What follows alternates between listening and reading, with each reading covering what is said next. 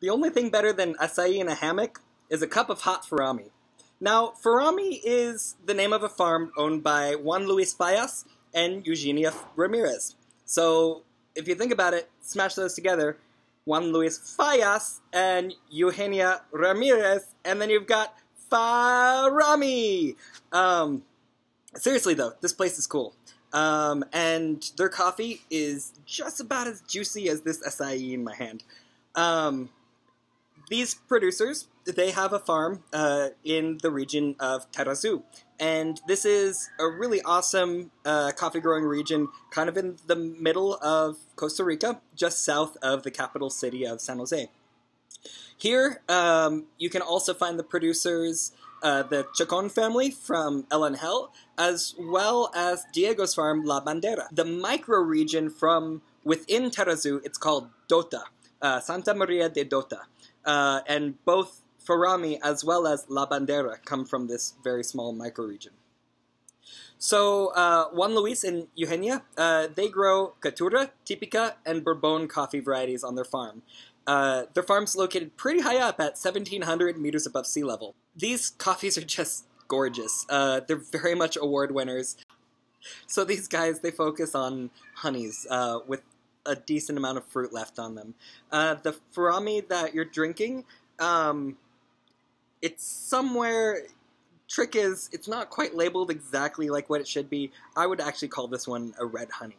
A decent amount of fruit is left on that bean after depulping. So again, the process is you've got a full cherry, and you just take the skin off, and then you've got a bean with some fruit on it, and depending on how much fruit you take off, you can have a different kind of honey and a different sort of character.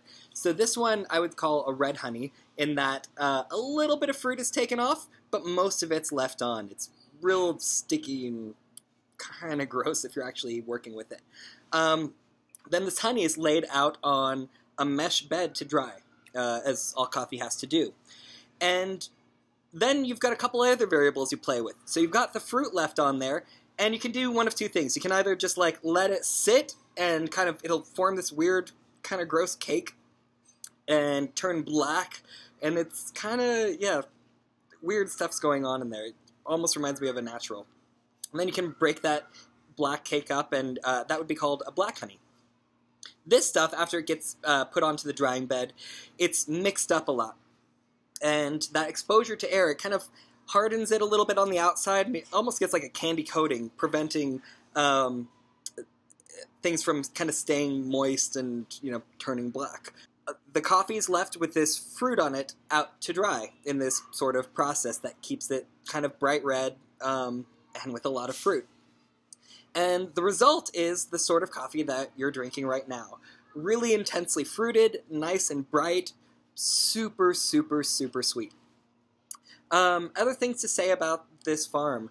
I mean, these guys are pretty cool. They've been doing this since the 1980s, where their original plants were sourced from just roadside trees. They got some orphaned trees, they propagate them, and they filled out their farm with it. In the beginning, they sold all of their coffee to a cooperative. It's a large cooperative in Tarrazú called Copa Dota.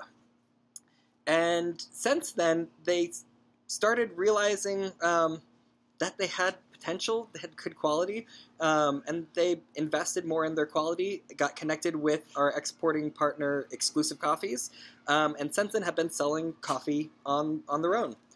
Other remarkable things about this, when you visit the farm, it's not just a coffee farm. They have a tank for doing trout, they have pigs, they have ducks and chickens. I think we saw some goats, sheep, and while livestock isn't totally my thing except to see like, oh, there's cute pigs, what's really cool is all of the liquid manure is taken aside and let to do its thing, and then you get methane gas. And they power the whole farm with all of this animal waste, which is really gross and really cool. And then the solid waste gets put back, and you've got fertilizer. Even though this farm is not certified organic, it is one of the most sustainable farms I've seen. I shouldn't say organic because that has a certification, but this is really some of the cleanest, most well-grown coffee that I've really encountered. And I'm really excited that we get an opportunity to work with these guys because they're actually very well known. It is very difficult to get these coffees, but there was something about us that this family really liked, and likewise, we really wanted to get their coffee. So starting last year, we just worked it out where we're able to get just about 10 to 20 bags a year now, which is pretty darn cool. I'll take them, and we'll love them. So I believe that's all there is to say about Farami. I hope you enjoy.